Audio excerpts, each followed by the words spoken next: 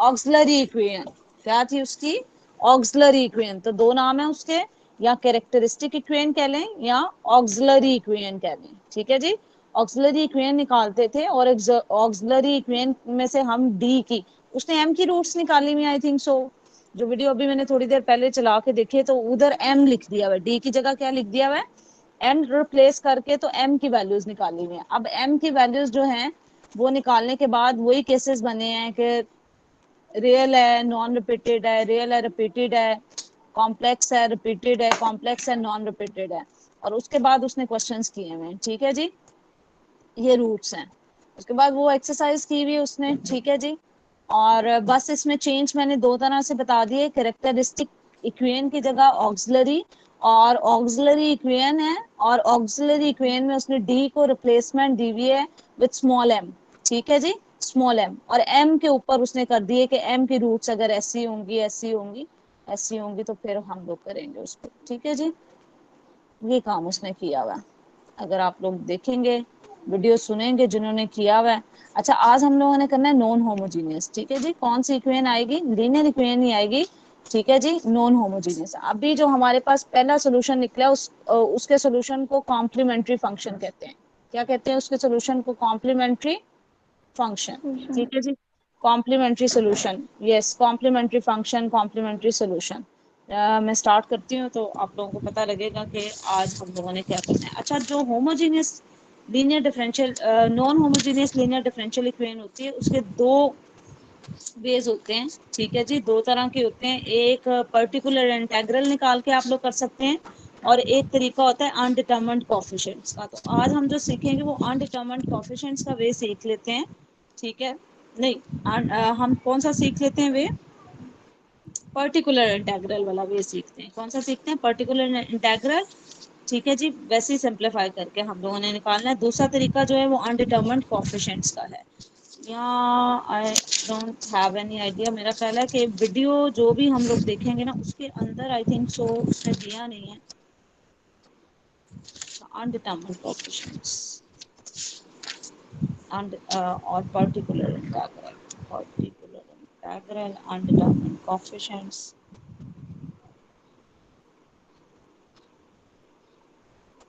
चलिए फिर मैं तो दोनों तरीके करवाती हूँ। 10.2 करते हैं हम लोग।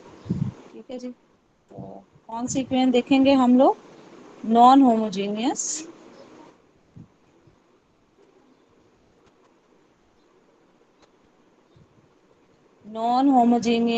Linear differential equation.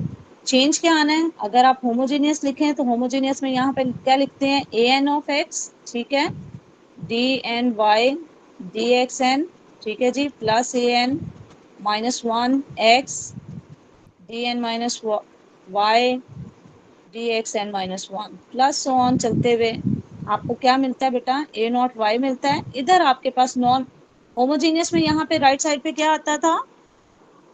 जीरो। और यहाँ पे इधर नॉन होमोजीनियस में क्या आएगा? Function of x. क्या क्रिएट होगा? Function of x. अच्छा, इसमें फिर वही चीजें हैं कि है तो आपके पास नॉन होमोजीनियस लेकिन विद कांस्टेंट कोएफिशिएंट्स। अभी भी स्टिल इसके कोएफिशिएंट्स क्या हैं? कांस्टेंट्स हैं। ठीक है जी, कोएफिशिएंट्स क्या हैं जी इसके? कांस्टेंट। यानी ये जो ए आई ऑफ एक्स हैं, दिस ऑल आर कांस्टेंट्स। सारे के सारे क्या हैं जी? कांस्टेंट्स हैं। अब इसमें ना कैटेगरीज आती हैं, अब इसमें केसेस आते हैं, और उन केसेस के अंदर अगर आप बात करें तो सबसे पहला जो केस आता है, अब केसेस किसके ऊपर आते हैं? केसेस किस पे आएंगे? दो तरह से इसके सोल्यूशन तो दो तरह से होंगे। अब दो सोल्यूशन देगा। जो आपका होमोजेनियस इक्वेशन है वो एक ही सोल्यूशन देता है, और उस सोल्यूशन को क्या कहते हैं? Complementary function. उस सोल्यूशन का क्या नाम है बेटा? Complementary function. इसके दो सोल्यूशंस निकलेंगे। कितने सोल्यूशंस निकलेंगे? टू सोल्यूशंस निकलेंगे। उसमें एक आपके पास कॉम्प्लीमेंट्री फंक्शन निकलेगा और दूसरा आपके पास पर्टिकुलर इंटेग्रल निकलेगा। ठीक है, इसको मैं लिखती भी हूँ, इसको कहते हैं कॉम्प्लीमेंट्री सोल्यूशन। क्या बोलते हैं इसको आप लोग? Complementary solution. ठीक है जी, और दूसरे को क्या बोलना है? Particular integral. What will say? Particular integral. ठीक है जी, ये कॉम्प्लीमेंट्री फंक्शन है, कॉम्प्लीमेंट्री फंक्शन, और ये क्या है, पर्टिकुलर इंटेग्रल। बेटा आप लोगों को आ रही है समझ? दो सोल्यूशन निकलेंगे, कौन सा, एक particular complementary solution, complementary function. यहाँ से मैं आप लोगों को थोड़ा सा गाइडलाइन देती हूँ, ठीक है जी, जहाँ से हम लोगों ने start, complementary function, one is the complementary function और second one is the particular integral. Complementary जो फंक्शन है, कॉम्प्लीमेंट्री फंक्शन आएगा आपका एफ ऑफ डी को इक्वल्स टू 0 रखने से, ठीक है। यानी आप इस इक्वेशन में से क्या निकालोगे बेटा, कैरेक्टरिस्टिक इक्वेशन।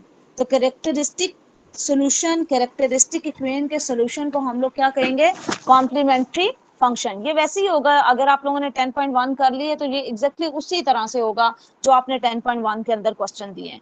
चेंज कहाँ पे आएगा, पर्टिकुलर इंटेग्रल पे। किस पे आएगा जी, पर्टिकुलर इंटेग्रल। ये कहाँ से आएगा, पर्टिकुलर इंटेग्रल की नोटेशन होती है वाईपी, इसके सोल्यूशन को हम कहते हैं वाई सी। क्या कहते हैं, वाई सी। पर्टिकुलर इंटेग्रल के सोल्यूशन को कहते हैं वाई पी। अंडरस्टैंड कर रहे हैं, इसके सोल्यूशन को क्या कहेंगे, वाई सी। नाम क्या है इसका, कॉम्प्लीमेंट्री फंक्शन। कहाँ से निकलेगा, जो लास्ट टाइम हम लोगों ने काम किया है कि हम ऑक्सिलरी इक्वेशन, कैरेक्टरिस्टिक इक्वेशन निकालें, उसकी रूट्स निकालें और सोल्यूशन लिख लें, उसको कॉम्प्लीमेंट्री फंक्शन कहेंगे। दूसरे सोल्यूशन को हम लोग क्या कहेंगे, पर्टिकुलर इंटेग्रल। ये नोटेशन कहाँ से आती है, वाई पी से नोटेट होता है, ठीक है जी, पर्टिकुलर इंटेग्रल। ये किस पे बेस करेगा, ये आपकी नॉन होमोजेनियस इक्वेशन है तो एफ ऑफ एक्स पे करेगा। कैसे करेगा, ये इक्वल होता है 1 by F of D, 1 by F of D, और इधर साथ में आ जाता है एफ ऑफ एक्स। ऑपरेटर इसका ये आ जाता है, ये इसका क्या है, ऑपरेटर। सुन रहे हैं सारे, ये इसका क्या है बेटा, ऑपरेटर। अब ये कुछ लोग लिखते हैं F of X by F of D, तो ऐसा नहीं करना आप लोगों ने, ठीक है। कुछ ऐसे भी लिख देते हैं, एफ ऑफ एक्स पहले लिख देते हैं, 1 बाय एफ ऑफ डी को बाद में लिख देते हैं, तो ये भी आप लोगों ने नहीं करना, क्योंकि ये ऑपरेटर है और ऑपरेटर के बाद फंक्शन ने आना है। अब आप देखें कि तो वही है जो 10.1 में किया है, एग्जैक्टली वैसे ही चलेगा, कोई उसमें मसला नहीं है। लेकिन जो पर्टिकुलर इंटेग्रल है, अब उसमें फंक्शन की डिपेंडेंसी आ जाती है हमारे पास कि फंक्शन किस नेचर का है। तो इसमें अगर हम लोग केस 1 लेना, केस 1 है हमारे पास, अगर मेरा फंक्शन जो है that is equals to exponential function, मेरा जो फंक्शन है वो एक्सपोनेंशियल फंक्शन है, और उसको मैं कह देती हूँ ई ए पार एक्स, ई ए पार एक्स जनरल मैंने लिया है, ठीक है जी, ई ए पार एक्स। अब होना क्या है, अगर फॉर एन एग्जाम्पल बेटा यहाँ पे आप वाई पी निकालते हो, वाई पी लिखते हो तो 1 बाई एफ ऑफ डी लिखते हो ना। वाई पी का फार्मूला क्या है, 1 by F of D into F of x. Active हो जाए थोड़ा सा सारे। ये जो एफ ऑफ डी की फॉर्म लिखनी है ना, ये आपने लीनियर फैक्टराइजेशन लिखनी है। कौन सी फैक्टराइजेशन लिखनी है, लीनियर। हाँ, यानी कि आपने कॉम्प्लीमेंट्री निकालते हुए इसकी फैक्टराइजेशन की होगी। उस फैक्टराइजेशन को कौन सी फॉर्म में लिखना है, लीनियर फैक्टराइजेशन फॉर्म लिखेंगे यहाँ पे एफ ऑफ डी की। डन हो गया। मैं फर्ज करती हूँ कि मैं फॉर एन एग्जांपल मैं फर्ज करती हूँ कि मेरे पास वाई पी मैंने निकालना है, और वाई पी मेरे पास आता है बेटा डी प्लस 1 डी प्लस 2, ठीक है। और यहाँ पे ई की पावर है कोई 3x, अंडरस्टैंड कर रहे हैं, ई पावर 3x, ठीक है जी, क्लियर है। अब आप लोगों ने देखा कि जो आपका ए है ना, ए है, ए को रूट नहीं होना चाहिए, A is not the root, ठीक है, root of F of D.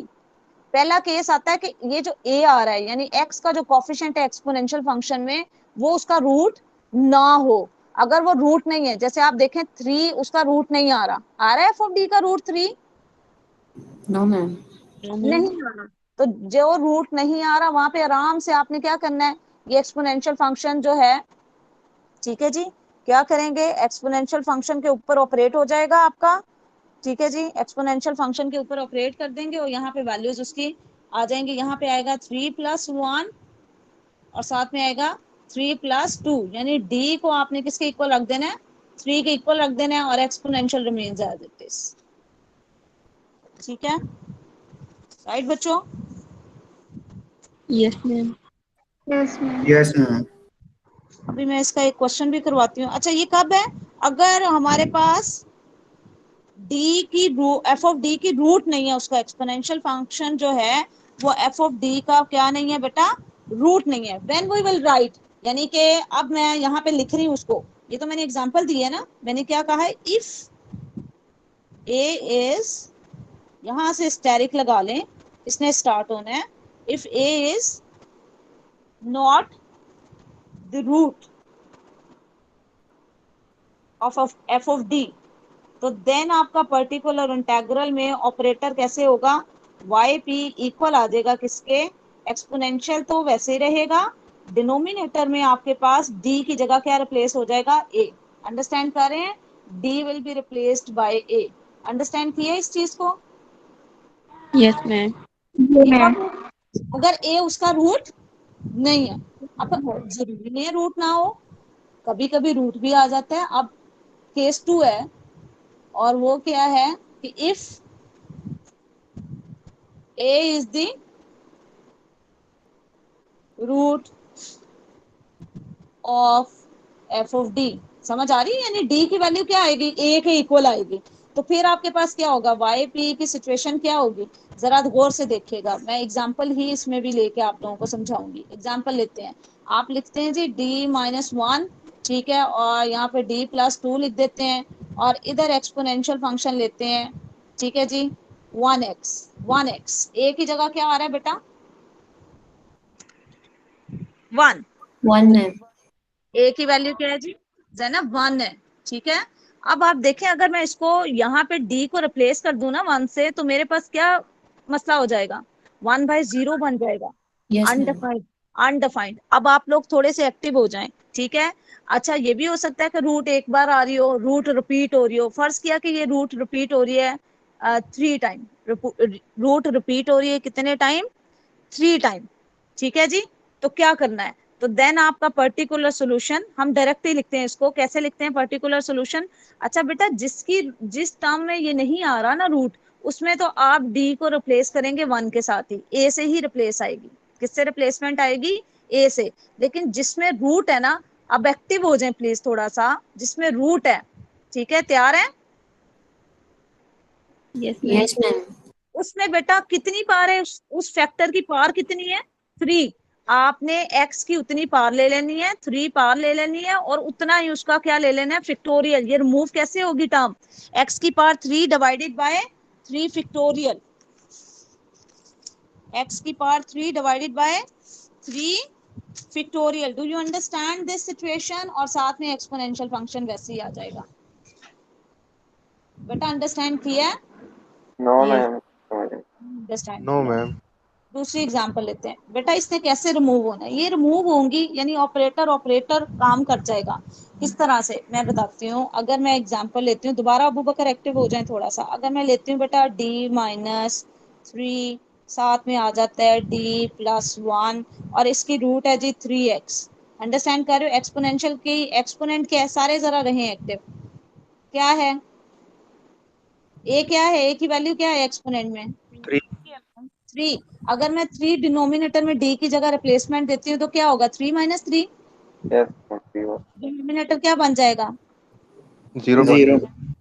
0, undefined आ जाएगा, यानी 1/0। अब क्या है, अगर इसकी पार, ये रूट रिपीट हो रही है 5 बार, तो कैसे रिमूव होना है, फार्मूला क्या कहता है, फार्मूला कहता है कि आपके पास अगर रूट वाली टर्म की क्या करनी है, जो पार होगी एक्स की, वो पार ले लेनी है, यानी ये कितनी बार रिपीट हो रही है वो टर्म, 5 बार, और उसको 5 फैक्टोरियल से क्या कर देना है, डिवाइड कर देना है, ये उसका सोल्यूशन है, ठीक है। और जिसके अंदर रूट नहीं है, वहां पे आपने सिर्फ डी की जगह पे ए लिख देना। आप थोड़ी सी समझ आई है, यस मैम। जी मैम। थोड़ी सी अंडरस्टैंड करें, थोड़ी सी समझ। एक और एग्जांपल लेते हैं, अबू बकर और अयूब, थोड़ा सा बेटा एक्टिव रहें, इसको लिखवाएं मेरे बच्चों।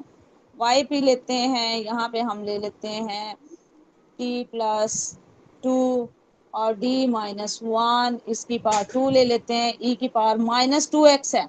अंडरस्टैंड कर रहे हो, इस ए क्या आ गया यहाँ पे, अबू बकर ने ये काम करवाना है, ए क्या आ गया, -2। -2। अब क्या -2 रूट है एफ ऑफ डी की, नहीं। नो।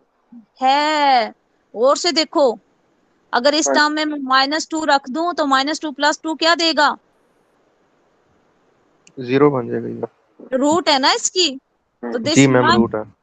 रूट है किसकी, एफ ऑफ डी की। ये चेक करना है, रूट है ये एफ ऑफ डी की, रूट है, तो रूट वाली टर्म कितनी बार रिपीट हो रही है अबू बकर, 2 बार x -2 आ जाएगा। कितनी बार रिपीट हो रही है? 2 बार। 2 बार। तो आप क्या करोगे, x का स्क्वायर लोगे, डिवाइड करोगे 2 फैक्टोरियल से। अंडरस्टैंड कर रहे हो? -2 -1। Yes ma'am.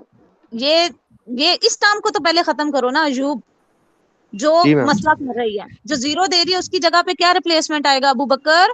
X square by 2 factorial. अब इस टर्म का तो रूट नहीं है ये, नहीं। तो उसमें बस जिस टर्म का रूट नहीं है उसमें बस आपने डी को रिप्लेसमेंट दे देनी है। किससे? ए से। समझ आ गई है? Yes ma'am. ठीक है, चलो अयूब से एक एग्जांपल करते हैं। अयूब, वाई पी लिखती हूँ, मैं लिखती हूँ D+4, और ये 1 टाइम ही है, जरूरी तो नहीं ना रिपीट हो हर बार। और ये है, और यहाँ पे भी आपके पास x है। तो क्या रूट है मेरे पास? ये ए नो किसके मैम। इक्वल है? ए, सोचो है है मैम, ए है क्या बिल्कुल है ना? ए A1 आ किसकी? जाएगा। 1 तो है ना बेटा, आप रख के जी तो मैम, देखें। D ठीक है, -1। अब देखें कैसे खत्म करना है इस वाली रूट को। कितनी बार रिपीट हो रही है यूब? एक बार ही 1 आ टाइम। रही है। जी तो क्या मैम। लिखोगे इसकी जगह पे? x/1। एक्स की पावर 1, 1 फैक्टोरियल, और साथ जी में मैम। क्या आएगा? इसको नहीं D निग्लेक्ट करना, साथ में क्या आएगा? 1 4। + 4। Yes ma'am. Ayub, Abu Bakr, yes ma'am. Understand कर लिया? अब मैं हाँ। जनरल फार्मूला लिखती हूँ। हाँ जी, कोई और कुछ कहने चाह रहा है? अब मैं जनरल फार्मूला लिखती हूँ। मैं क्या करती हूँ, वाई पी को जनरल, ठीक है, वो तो मैंने एग्जांपल से आप लोगों को बताया ना कैसे करना है। आप लोगों ने वाई पी को अगर आप लिखते हैं बेटा, तो ये 1/f(d) करना है, और साथ में क्या आना है? ई पार ए एक्स आनी है। अब केस क्या है कि if A is the root of f(d). पहला क्या था बेटा केस? अगर d का रूट, f(d) का रूट नहीं है तो फिर तो सिंपल है, आसान है कि आप d की जगह पे क्या रिप्लेस करोगे? a। लेकिन अगर आपके पास a जो है that is the root of f(d), तो देन आपने क्या करना है अयूब, अबू बकर, आप लोगों ने जी क्या मैम। करना है, उसमें से वो फैक्टर निकाल लेना है जिसका वो रूट है। और ये रूट कैसे नजर आएगा? d - a नजर आएगा। हो सकता है ये k टाइम रिपीट हो, उस रूट को सेपरेट कर लेना है। बाकी रिमेनिंग जो फंक्शन आएगा उसको फाई कहने की जगह पे किताब में फाई लिखा हुआ है, आप जी ऑफ डी लिख लें। क्या लिखें? G of D. G of D का मतलब है कि D A is not the root of G of D. ठीक है, अंडरस्टैंड कर रहे हो? मैंने उसके क्या पहले लीनियर फैक्टर्स लिखने थे, जिसका वो रूट है उसको मैंने क्या लिखा है? d - a की पावर k, d - a की पावर k। ठीक है, और जिसका वो रूट नहीं है उसको मैंने क्या लिख दिया है? g of d। Right Abu Bakr? Yes ma'am. Formula क्या होगा? अच्छा यहाँ पे ई ए एक्स आ रहा है। फार्मूला क्या होगा? x की पावर k के। Divided by k factorial. ये किसको रिमूव किया मैंने? जिसका वो रूट था। ये हाँ। टर्म किसका आंसर है? जिसका वो रूट था। और जिसका रूट नहीं है उसमें डी की जगह पे क्या रख देना के। है? डन। एक्सपोनेंशियल फंक्शन साथ वैसे ही रहना है, क्योंकि एक्सपोनेंशियल की चाहे इंटीग्रेशन करें, बेसिकली यहाँ पे इंटीग्रेशन हो रही है। यहाँ पे क्या हो रही है? इंटीग्रेशन। जो d है वो डेरिवेटिव होता है, जब d 1/d बनता है तो वो इंटीग्रेशन होती है। d डिनोट करता है d/dx के ऑपरेटर को, और जो 1/d है ये नोटेट करता है integration with respect to x को। ठीक है, these are the notations. d किसको करता है? डेरिवेटिव को। और 1/d किसको नोटेट करता है? इंटीग्रेशन को। एक्सपोनेंशियल चाहे एक्सपोनेंशियल की चाहे इंटीग्रेशन हो चाहे डेरिवेटिव हो, तो वो वैसे ही साथ चिपक जाता है। आता है कि नहीं? मैम आपने लास्ट स्लाइड में भी ये एक्सपोनेंट नहीं लगाया था, मैंने आपको वही बताया था, आपने शायद सुना नहीं। ये यहाँ पे लिखना था। ये नीचे, थैंक यू। इधर भी नहीं लगाया मैंने, मैं तो सारी जगह पे खा गई हूँ, हालांकि खाना नहीं चाहिए था रोजों में, तो मैंने तो कहीं भी नहीं इसको किया। रोजे के अंदर ऐसा कर रहे हैं हम लोग, नहीं भी ऐसा ना करें, ठीक है। सारी जगह आना है एक्सपोनेंशियल साथ। उसकी रीजन है कि इंटीग्रेशन का प्रोसीजर है जिसको हम लोग हिडन है, हिडन है लेकिन वर्किंग रूल उसी तरह के हैं। तो इंटीग्रेशन में जब एक्सपोनेंशियल की इंटीग्रेशन करते हैं तो एक्सपोनेंशियल की integration remains as it is, वैसे की वैसे ही आ जाती है। एक एग्जांपल करते हैं हम लोग, ठीक है जी। और ये है जी एग्जांपल।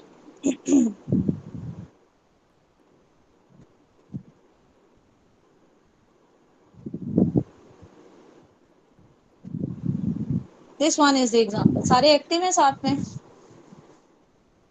सारे थोड़े से एक्टिव हो जाए बेटा, मैं पूरा इसको सॉर्ट आउट करूंगी। अच्छा कितने सॉल्यूशंस निकलते हैं बेटा उसके? दो।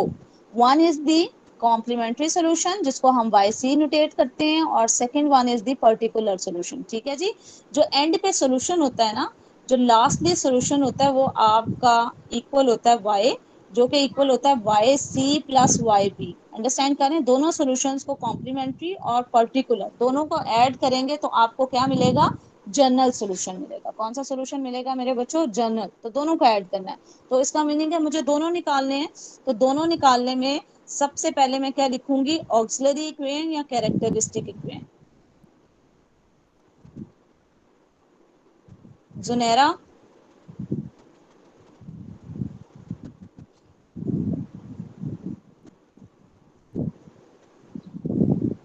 जुनेरा भी नहीं आंसर कर रहे। एफ ऑफ डी किसके इक्वल है यहाँ पे? Ma'am D Q plus one को हम जीरो के इक्वल हाँ, रखेंगे। इसको जीरो रखेंगे। रूट्स बताओ मुझे, शाजरा रूट्स बताओ, इसकी क्या रूट्स होंगी, कैसे करते हो इसको? Ma'am D D plus plus one one, आ जाएगा। हाँ जी जी, मैम, और A square square, A minus square plus A B. Ma'am A भी आएगा, यहाँ पर सिर्फ डी नहीं आएगा। माइनस डी आएगा। जी मैम, डी आएगा अकेला। नहीं जी, अकेला डी लिख लेंगे वरना तो वो स्क्वायर का फार्मूला बन जाएगा। अच्छा जी ठीक है। यहाँ से एक रूट क्या निकलेगी? D minus one. Minus one. दूसरी जी मैम। रूट्स डेफिनेटली, जब भी आपके पास क्यूबिक आता है और इस तरह से सिचुएशन बनेगी तो क्वाड्रेटिक फार्मूला इंप्लीमेंट करेंगे और क्वाड्रेटिक फार्मूला से रूट निकालेंगे इसकी। तो क्या सोचते हैं, क्या रूट्स आएंगी?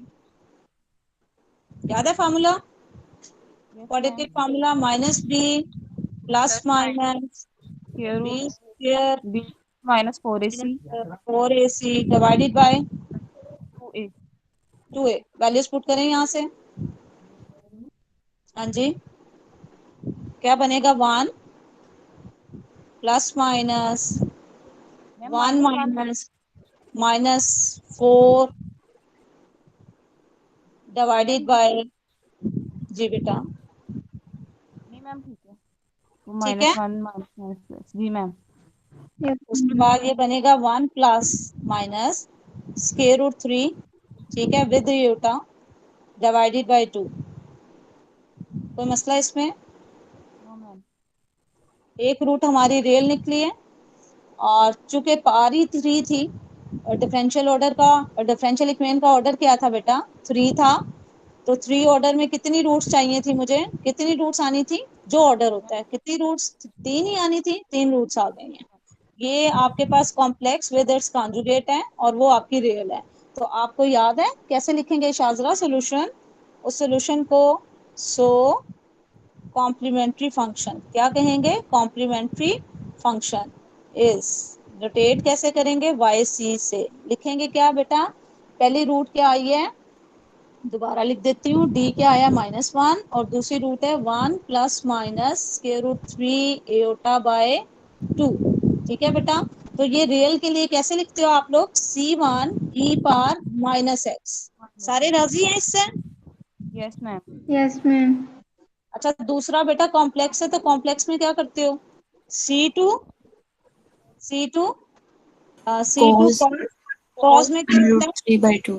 Under root 3 by 2. है? x plus C3 sine square root 3 by 2 x, right बेटा? ठीक है। Yes ma'am. और e की पावर क्या आएगी?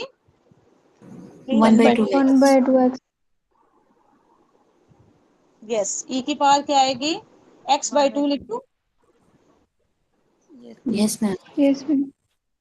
इससे सारे एग्री कर रहे हैं बेटा? आपका 10.1 का यही टास्क था।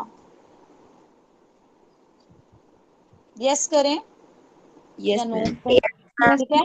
ये कौन सा Yes. सॉल्यूशन क्लियर है जी Yasir? Yes, ma'am. Now particular integral किससे नोटेट होता है? वाई पी से। अभी मैंने फॉर्मूला बताया, क्या फॉर्मूला है? 1/f ऑफ डी, ठीक है, और साथ में क्या है? F of x. अगर आप पीछे एग्जाम्पल की स्टेटमेंट पे नजर दौड़ाएं तो ये आपका एफ ऑफ एक्स है, ठीक है जी, ये आपका एफ ऑफ एक्स है। अब मैंने आप लोगों को एफ ऑफ डी की कौन सी फॉर्म लिखने को कहा था? Linear form. कौन सी फॉर्म लिखने को कहा था यहाँ पे? द लीनियर वन, ठीक है। और लीनियर वन में आपके पास अगर आप देखें लीनियर वन की कौन सी फॉर्म, किस तरह से उसको स्टेप सेटल डाउन करते हैं, कैसे उसको लेंगे, ठीक है जी। तो यहाँ पे मैं लूंगी d+1, ठीक है,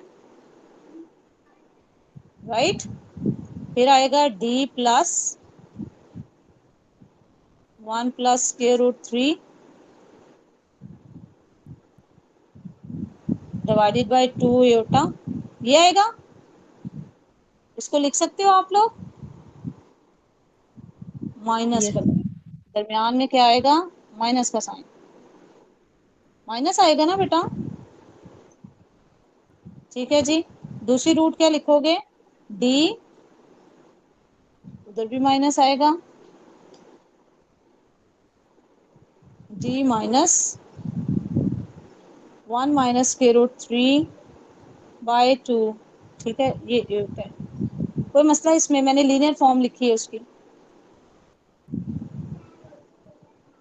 जी मैम, ठीक है। ठीक है, थोड़ा सा इसको मैं रिफाइन करके लिखना पसंद करूंगी। yp is equal to 1/d+1, ठीक है, और साथ में आप लोग d-1 + 3/2, और इधर आ जाएगा d-1 - 1 - 3/2, ठीक है अबू बकर। एफ ऑफ एक्स की वैल्यू रखें, वो है आपके पास 1 + e-x + e2x, ठीक है बेटा। चूंकि 1/d क्या है? इंटेग्रल है, इंटेग्रल एडिशन और मल्टीप्लिकेशन पे क्या हो जाता है? सेपरेट हो जाता है, Yes, सेपरेट हो ma'am. जाता है ना। तो अब ये सब सब टर्म के साथ सेपरेट हो जाएगा, यानी इसकी टर्म्स जो पहली टर्म बनेगी वो उसको मैं लिखने लगी हूँ। पहली टर्म क्या बनेगी? ये सारा आप लिख लेंगे एज इट इज, ठीक है, एज इट इज लिखेंगे। 1 आएगा, 1 को can I right e⁻0x, Yes, Yes, ma'am. ma'am. ठीक है। जब भी कांस्टेंट आएगा तो उस कांस्टेंट को, क्योंकि ये इंटेग्रल है ना, तो इंटेग्रल से बाहर ले जाइएगा। फर्ज करें यहाँ पे 4 आता अबू बकर, तो 4 को मैं क्या करती? इधर लिख देती स्टार्ट में, और फिर 1 ही अंदर छोड़ती, और 1 की जगह पे क्या लिखती? e⁻0x, e⁻0x, क्लियर है। फिर दोबारा से लिखेंगे 1 ये ऑपरेटर ऐसे ही आएगा, e पर क्या आएगा? -x, फिर ऐसे ही 1 ये ऑपरेटर ऐसे ही, और ई पार क्या आ जाएगा? 2x। मैंने इंटेग्रल को तीनों जगह पे क्या कर दिया? सेपरेट।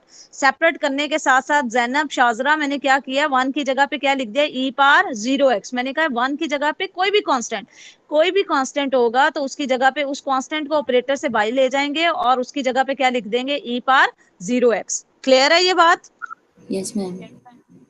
ठीक है। What I am going to say, मैं कह रही हूँ कि अगर आपके पास एफ ऑफ डी है और यहाँ पे आपके पास मल्टीपल फंक्शंस हैं, ठीक है, मल्टीपल फंक्शंस में आप कह लें ए एफ ऑफ एक्स है, f1 ऑफ एक्स है, plus B f2 of X है, ठीक है, और हो सकता है ये माइनस भी हो, ये क्या हो? प्लस या माइनस हो। तो क्या करेगा? ये लीनियर कॉम्बिनेशन के ऑपरेटर को डील करेगा। ए बाहर चला जाएगा, 1/f ऑफ डी आएगा, और यहाँ पे क्या आ जाएगा? f1 ऑफ x आ जाएगा, प्लस b बाहर चला जाएगा, और 1/f ऑफ डी आ जाएगा, और साथ में क्या आ जाएगा? f2 of x। समझ आ रही है आप लोगों को? ये प्लस माइनस ऐसे डील करेंगे, यानी ये लीनियर कॉम्बिनेशन के अंदर ऑपरेटर चला जाएगा, क्योंकि ये ऑपरेटर, मैं बार बार बता रही हूँ, ये ऑपरेटर किसको डील करता है? इंटेग्रल को, और इंटीग्रेशन के जो रूल्स हैं वो सारे इस पे इम्प्लीमेंट हो गए। कोई मसला इसमें आप लोगों को? No ma'am. अच्छा, मैं इसमें ना ये जो फर्स्ट टर्म है ना, इसको मैं लेती हूँ, ये जो पहली टर्म है ना, मैं टर्म बाय टर्म सॉल्व करती हूँ। पहली टर्म को लेती हूँ। पहली टर्म का अगर मैं सोल्यूशन लूं, इसको हम लोग कहते हैं yp1। इसको क्या कहते हैं? yp1 यानी पर्टिकुलर इंटेग्रल का पहला पार्ट। इसको मैं अगर लिखूं तो मैं लिखूंगी d+1, ठीक है जी, और इधर आ जाएगा d, ठीक है जी, -1 + √3 एओटा बाय 2, इधर आएगा d -1 - √3 एओटा बाय 2, ठीक है बच्चों। और साथ में क्या है? फंक्शन क्या है? e⁻0x। अबू बकर, बल्कि जैनब से चलते हैं। जैनब, 0 ए यहाँ पे किसके इक्वल आया बेटा? 0 के। एक्सपोनेंशियल में, एक्सपोनेंट में x का कोफिशिएंट क्या है? 0 है। क्या 0 Yes, ma'am. डिनोमिनेटर का रूट है? No, ma'am. तो क्या तरीका बताया? अगर रूट नहीं है तो आपने सीधा सीधा d की जगह पे क्या रिप्लेस कर देना है? 0, ठीक Yes, है। ma'am. ये Yes, ma'am. एक्सपोनेंशियल भी अपनी पोजीशन बदल लेगा, ऑपरेटर खत्म हो जाएगा यहाँ पे, और यहाँ पे आ जाएगा 0 + 1, ठीक है।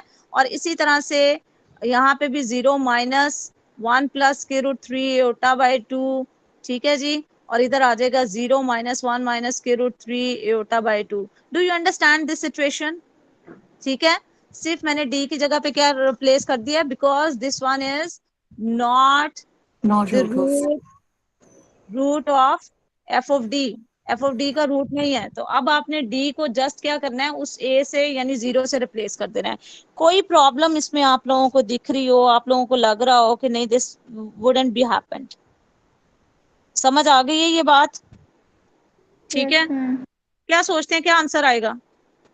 ई पर अब दोबारा आप ई पर 0x को 1 लिख दें, वंस अगेन 1 लिख दें उसको। डिनोमिनेटर में इसमें भी 1 मिलेगा। अच्छा, ये नंबर है, नंबर है विद इट्स कॉन्जुगेट, नंबर है विद इट्स कॉन्जुगेट। क्या सोचते हो क्या बनेगा? Minus minus goes to the plus sign. Number with its conjugate जब मल्टीप्लाई होता है कॉम्प्लेक्स नंबर, आप a + इयोटा b लिखते हो। इसको अगर मल्टीप्लाई करते हो a - इयोटा b से। सारे तैयार है मेरे पास? है, सुन रहे हैं बात? अगर कॉम्प्लेक्स नंबर आएगा। तो किसके इक्वल आता है? a² Yes, माइनस, याद है ये चीज? Yes, yes ma'am. मैम। ठीक है। a² प्लस के माइनस, ये भी सोच लो। मैम प्लस नहीं हो जाएगा? मैम प्लस आएगा। प्लस आएगा। Yes ma'am. इसको क्या कहते हैं? कॉम्प्लेक्स नंबर की मॉड, ठीक है। a² आएगा ना, और एयोटा b² का स्क्वायर आएगा माइनस के साइन के साथ। एयोटा स्क्वायर क्या देगा? माइनस, तो a² + b²। राजी? Yes ma'am. क्यों बच्चों? तो इसमें ऐसे ही आप लोग ऑपरेट करवा दें। तो यहाँ पे क्या होगा? 1/2 का स्क्वायर, राइट, प्लस √3/2 का स्क्वायर। कोई मसला तो नहीं इसमें आप लोगों को हो रहा? ये मैं साथ साथ लिखती जा रही हूँ जो चीजें मैं यूज कर रही हूँ। तो ये क्या बनेगा? 1/4 + 3/4, दोनों को ऐड करेंगे तो क्या आएगा? 4/4, 1। इसका आंसर क्या होगा? 1 जी। Any issue? No ma'am. ठीक है जी, आ जाए। अब दूसरा भी एक और इंटेग्रल भी था, yp2, सेकेंड इंटेग्रल था। ठीक है जी। सेकेंड इंटेग्रल के अंदर आपके पास ये तो वैसे ही आ रहा था, d+1 था, साथ में आपके पास d - 1 + √3 एओटा बाय 2, ठीक है, और d - 1 - √3 एओटा बाय 2, ठीक है। What was the my function? e⁻−x। e⁻−x। अब फिर वही तरीका है। जैनब साथ चल रही है। जैनब बताएं जी, e⁻−x है। a यहाँ पे पहले देख लें क्या है जी बेटा? -1। -1, ठीक है। शारका -1 है। अयूब, अबू बकर, जी मैम ये ऐसे ही है। -1 है ना? क्या -1 इसका रूट है? सारे देखें, है ना? Yes ma'am ma'am. कौन सी टर्म में? जिसको मैं एलोकेट कर रही हूँ, समझ रहे हो? यानी ये टर्म, और कितनी बार रिपीट हो रही है ये टर्म? 1 मैम एक बार। एक बार। तो व्हाट आई विल डू, कैसे खत्म होगी? x/1 pictorial. Yes, x⁻1/1 pictorial से एंड होगी।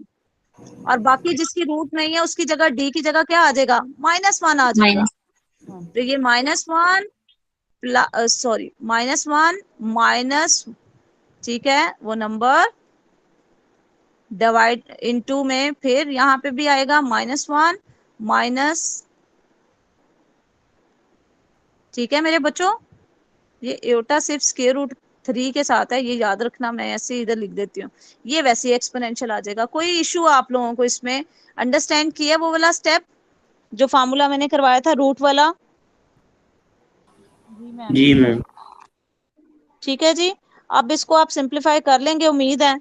जब सिंप्लीफाई करेंगे तो ये बन जाता है, वो मैं आप लोगों को लिख देती हूँ। ये बन जाता है एक्स ई माइनस एक्स और डिवीजन में आ जाता है 3।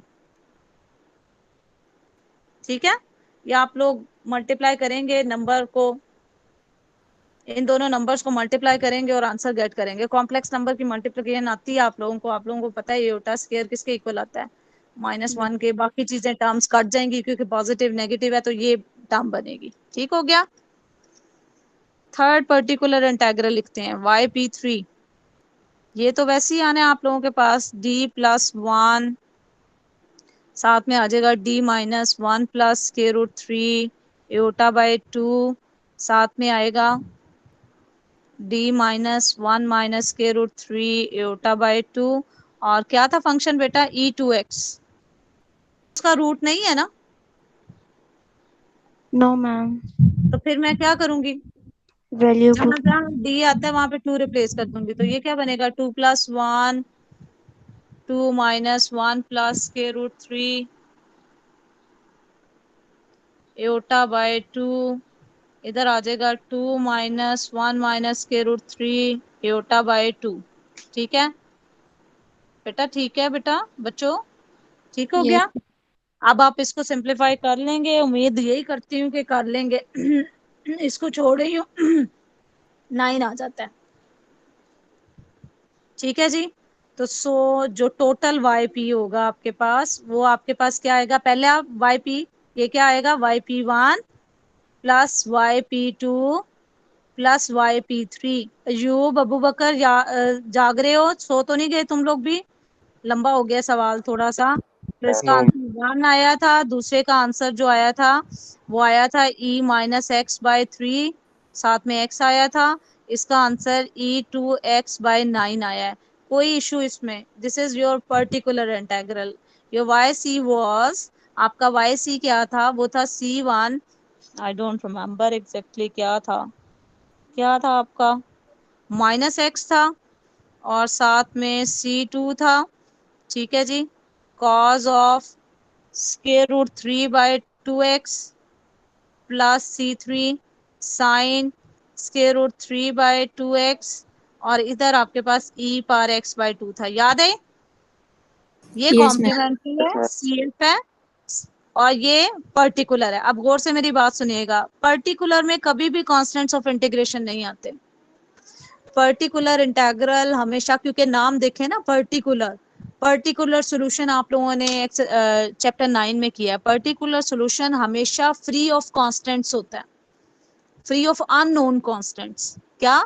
फ्री ऑफ अननोन कांस्टेंट्स होता है। और जो कॉम्प्लीमेंट्री होता है सारे कांस्टेंट्स उसमें है, क्योंकि आपका ऑर्डर डिफरेंशियल इक्वेशन का कितना था बेटा? 3। कितने कांस्टेंट्स ऑफ इंटीग्रेशन आने चाहिए थे? 3। तीनों कहाँ पे आएंगे? हमेशा कॉम्प्लीमेंट्री में आएंगे। हमेशा किस में आएंगे? कॉम्प्लीमेंट्री में। अंडरस्टैंड किए ये बात? जी यस मैम। Yes ma'am. तो जर्नल सॉल्यूशन, और जर्नल सॉल्यूशन कैसे लिखेंगे? जर्नल सॉल्यूशन आपका होगा y is equal to yc plus yp। बस अब आपने उस सॉल्यूशन को इधर राइट कर देना है। ठीक है जी, लिख दें इसको, बस इसको लिख के कंबाइन आप लोगों ने कर देना है, और कुछ भी नहीं है। दोबारा थोड़ा सा गो थ्रू करूंगी, कोशिश करूंगी कि आप लोगों को आ जाए, सीख लें। आज बस यही एक सवाल को सीखना है आप लोगों ने। ठीक है, इसी को करना है। मैं देखती हूँ एक्सरसाइज में कोई इस तरह से क्वेश्चन मेरे पास है जिसको मैं दे सकती हूँ, तो वो मैं देखती हूँ आप लोगों को। ये आया है 1 प्लस e⁻x/3 प्लस e2x/9। ठीक है, this one is your result. 10.1 totally किस पे कर रही है? कॉम्प्लीमेंट्री। कॉम्प्लीमेंट्री सोल्यूशन किसका? कॉम्प्लीमेंट्री फंक्शन किसका निकलता है? होमोजीनियस का। उसका जो दो पार्ट है ना, दो पार्ट में कन्वर्ट कर देते हैं हम। गिवन इक्वेशन को कितने पार्ट्स में कन्वर्ट करते हैं? दो में। One is the homogeneous version और second is the non homogeneous. ठीक है जी। तो होमोजीनियस के सोल्यूशन को क्या कहते हैं? पर्टिकुलर। और जो नॉन होमोजीनियस सोल्यूशन होता है उसको क्या कहते हैं? सॉरी, होमोजीनियस को कहते हैं कॉम्प्लीमेंट्री फंक्शन उसके सोल्यूशन को, और जो नॉन होमोजीनियस वाला पार्ट होता है उसको कहते हैं पर्टिकुलर इंटेग्रल। ठीक है। और मैंने क्या कहा है? कॉम्प्लीमेंट्री में सारे आपके कांस्टेंट्स आते हैं, पर्टिकुलर इंटेग्रल में कोई भी नहीं आता। ठीक है। प्रैक्टिस में क्वेश्चन 10.2 का क्वेश्चन नंबर 1 और क्वेश्चन नंबर 2 करेंगे बस आप लोग। ठीक है।